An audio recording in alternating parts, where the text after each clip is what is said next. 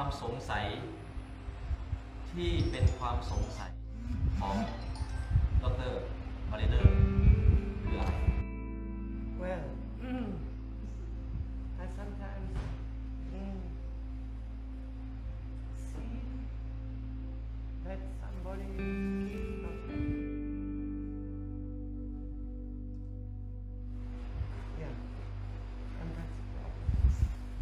Teachings of the Buddha have one sole purpose, to extinguish suffering in the human mind. The Buddha observed the suffering in human life and could not accept it. Therefore, he sought a method to end suffering and achieve success. Your feelings are similar to those of the Buddha, unable to accept the suffering of others. This is why seeking knowledge to alleviate suffering is the path the Buddha pursued and discovered. This path involves seeing suffering, understanding the cause of suffering, recognizing how suffering ceases, and realizing that knowing suffering, knowing its cause, and knowing its cessation will help extinguish it. The meaning of extinguishing suffering does not involve the Buddha eliminating suffering from one's mind directly. Instead, it involves using this knowledge to practice and extinguish suffering within one's own mind. When someone follows this knowledge and practices it, they can indeed achieve the cessation of suffering. The teachings, therefore, focus on understanding suffering, learning why suffering occurs, whether it is due to the past, the future, others, oneself, unfavorable conditions, or problems impacting one's life. We are to learn from these aspects of suffering. Suffering from the past cannot be remedied because it has already ended. Suffering from the future cannot be addressed because it has not yet occurred. We cannot solve the suffering of others because they must address their own suffering. Suffering due to unfavorable weather is beyond our control because we cannot change the weather. Therefore, the Buddha teaches us to focus on the suffering that arises in our own minds and understand the true nature of our suffering.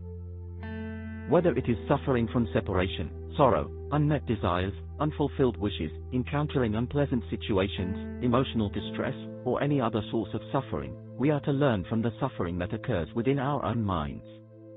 When we learn about the suffering that arises in our own minds, we will understand that there are sufferings that can be resolved and those that cannot be resolved. We need to ask ourselves what we are suffering from. It is an internal suffering that arises from observing external suffering, such as seeing others suffer. When we take the suffering of others as our own suffering, we must return to understanding that the suffering that arises in their mind is something they must address themselves. Accepting their suffering as our own does not help to alleviate their suffering. Phra Ajahn Ton cannot remove the suffering of others, but I can teach others how to extinguish their suffering. While Phra Ajahn Ton understands that you are suffering, I cannot directly eliminate the suffering in your mind. Instead, I will guide you on how to extinguish the suffering within your own mind that arises. Learning helps us realize that even if we don't see someone who is suffering, we still experience suffering from other sources. When we suffer from seeing others in distress, we need to ask ourselves whether we see the cessation of that suffering or if we remain in suffering constantly, 24 hours a day. No, it doesn't persist continuously, 24 hours a day. This indicates that suffering has its own period of cessation, but we may not see it. The Buddha said that if we do not observe how suffering arises and how it ceases, new layers of suffering will emerge from the existing suffering. When we see someone who is hungry and suffering from hunger, and we also feel distress about their suffering, the only thing we can think of and do for a hungry person is what? Can we eat the food for them? If we provide food for them, but they do not eat it, will we still suffer? The Buddha saw those who suffer as if they are hungry. He offers knowledge as if it were food to them. Whether they choose to consume it or not is not related to the Buddha. If we provide food to someone and they do not eat it, do we still have to suffer because they did not eat the food? This means that the only thing we can do to help alleviate someone else's suffering is to provide food, just as we need to offer them knowledge. That knowledge involves training to see the suffering that arises, to observe the suffering in each person's mind. Everyone needs to train themselves to observe the suffering in their own minds and to see that suffering cease within themselves. This kind of practice will lead to the knowledge that helps in extinguishing suffering.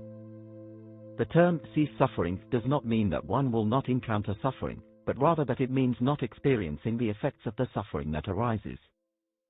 You have a very kind heart to see fellow human beings suffering and wanting to help.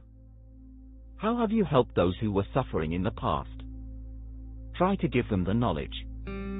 This is the natural principle that is correct.